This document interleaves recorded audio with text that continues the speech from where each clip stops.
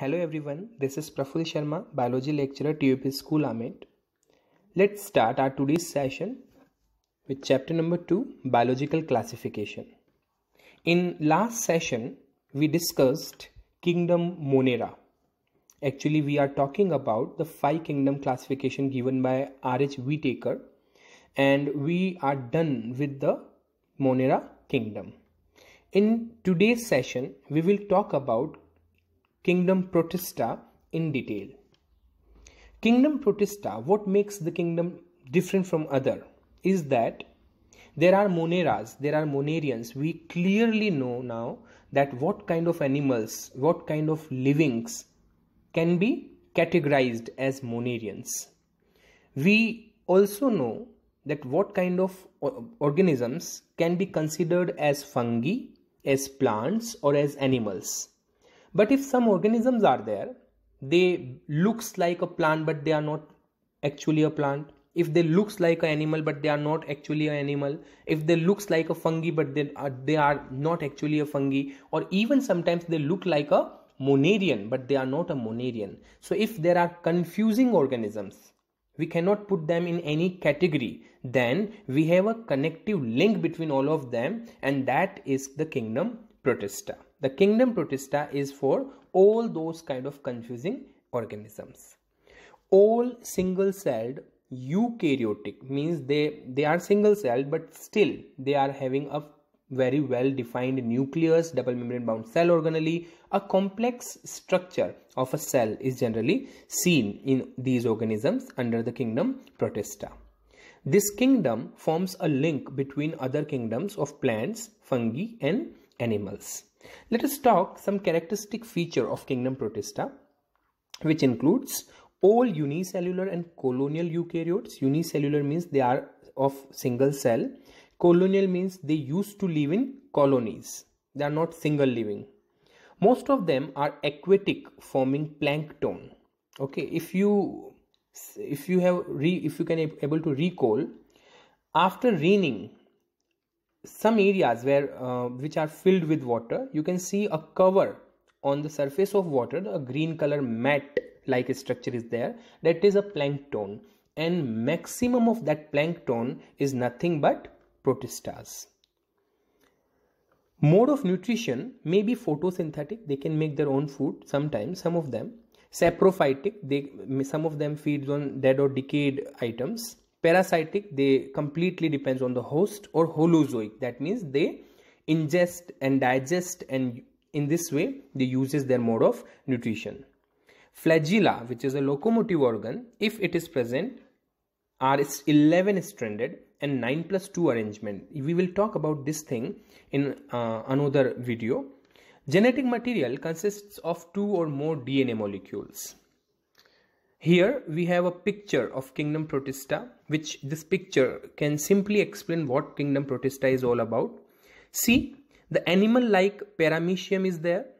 Paramecium, animal-like means what? It shows animal feature, but maximum features are of Protistas, and that's why we can't put them in Monerian, means they are not categorized in any of those 4 kingdoms, so we have them in Protista. Plant like Euglena we have, fungus like Fulgino we have, and colonial algae we have. So all these organisms, they behave or looks like someone other, but actually are not categorized in them because of some of the characteristics, because they have some characteristics of a well-defined organism and some of a lower organism, and this is why, due to their confusing characteristics, we have categorized them in a different kingdom. That is what is Protista. Okay, let us start to talk about slime molds. What slime molds are? Slime molds are a type of protist that aggregates, इकट्ठे होते हैं, into colonies and inject bacteria, fungal spores and possibly other Protista. They are saprophytic, means they feed on dead or decaying items.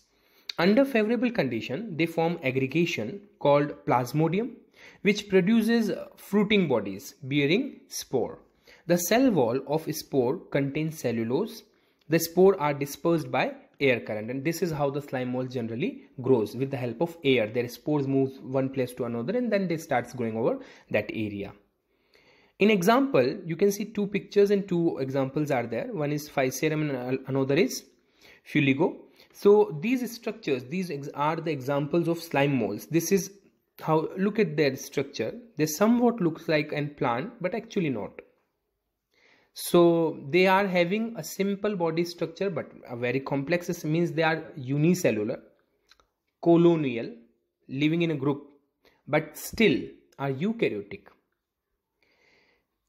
The another class of kingdom Protista includes protozoa.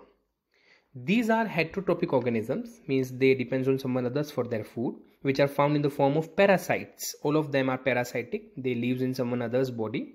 All protozoans are heterotrophs and live as a predator or parasites. They are considered as primitive relatives of animals. Amoeboids movement and capture food by pseudopodia, generally seen in these organisms, means they have amoeba-like body structure there, and they also have pseudopodia, false feet. Flagellated protozoans are free living, means they can live alone. If they have flagella, they will live alone. If they do not, then they will live in a colony. Ciliated protozoans are aquatic and have cilia all over the body for movement purpose. Cilia are like flagella. Cilia is also movemental thing. Sporozoans include organisms that have infectious spore-like stage in their life cycle. Let us talk about the example of protozoa. It is amoeba, paramecium, trypanosoma.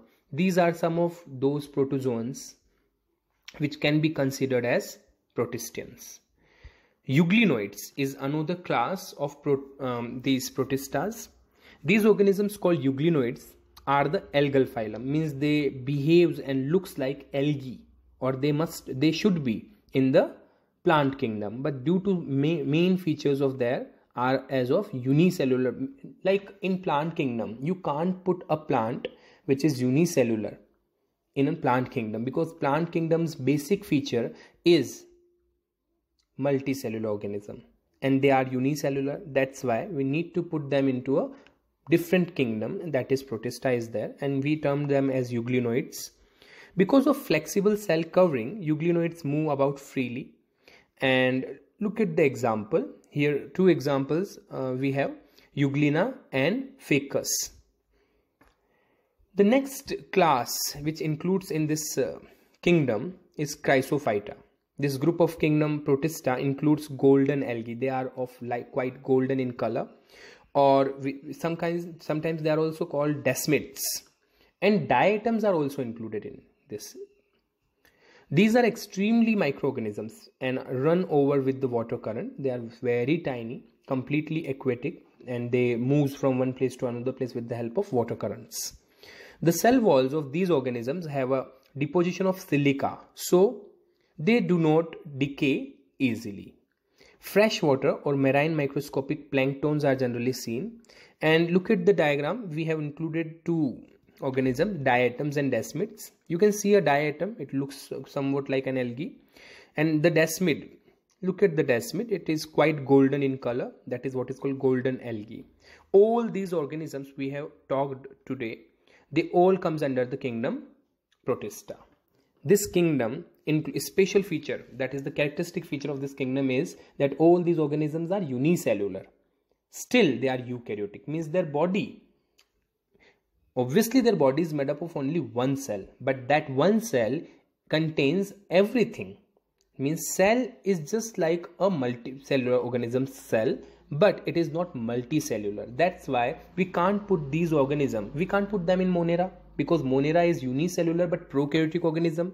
You can't put them into Plantae, fungi or Animalia because they are multicellular.